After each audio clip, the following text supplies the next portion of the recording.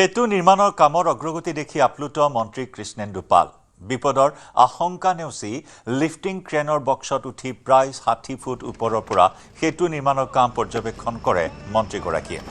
হাজাৰ কোটি টকাৰো অধিক ব্যয় সাপেক্ষে শিলচৰৰ পৰা শ্ৰীভূমি হৈ ত্ৰিপুৰা সীমান্তৱৰ্তী চুৰাইবাৰীলৈ নিৰ্মীয়মান ফ'ৰলেন পথ প্ৰকল্পৰ অধীনত কাটিগড়াৰ মাদাৰপুৰৰ পৰা উত্তৰ কৰিমগঞ্জৰ মালুলৈ নিৰ্মাণ হৈ আছে বৰাক উপত্যকাৰ আটাইতকৈ দীঘল সেতু নিৰ্মাণৰ কাম। সেতুৰ কামৰ অগ্ৰগতি স্বচক্ষে পৰিদৰ্শন কৰিবলৈ গৈ প্ৰায় ২ কিলোমিটাৰ খোজকাঢ়ি বৰাক নদীৰ পাৰত উপস্থিত হয় মন্ত্ৰী কৃষ্ণেন্দু পাল।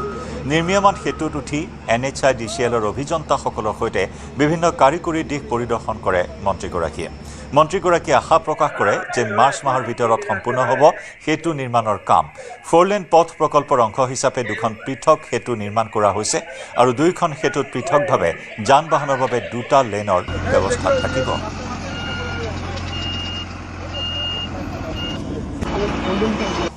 এইটো পেকেজ 3 মহাসড়ক যেটো আমাৰ 4 লেন ৰোড এইটো পেকেজ 3 আৰু পেকেজ 3 11 কিলোমিটাৰ ৰোড কাম ব্ৰিজ। এই ব্ৰিজটো আছে 560 মিটাৰ আৰু তাৰ পিছত বাকি ৰেষ্ট হল ৰোড 4 লেন ৰোড হ'ব। তাতে টোটাল ব্যয় হ'ব 292 ক্ৰোৰ্ছ। আমি আজি নিজৰ বৰাক উপত্যকা ৰাজ্য যাতে গম পায় তাৰ কাৰণে নিজে আহিছো আৰু কেনেকুৱা অগ্ৰগতি হৈছে কিমান অগ্ৰগতি হৈছে এইটো ৰাইজে যাতে দেখিব পাৰে। অহা 31 মাৰ্চৰ ভিতৰত কামটো সম্পন্ন হ'ব আৰু শ্ৰদ্ধাৰ মুখ্যমন্ত্ৰী জনপ্ৰিয় মুখ্যমন্ত্ৰী ডক্টৰ 100% ছেটিছফাইড খুব ভালকে কাম চলি আছে।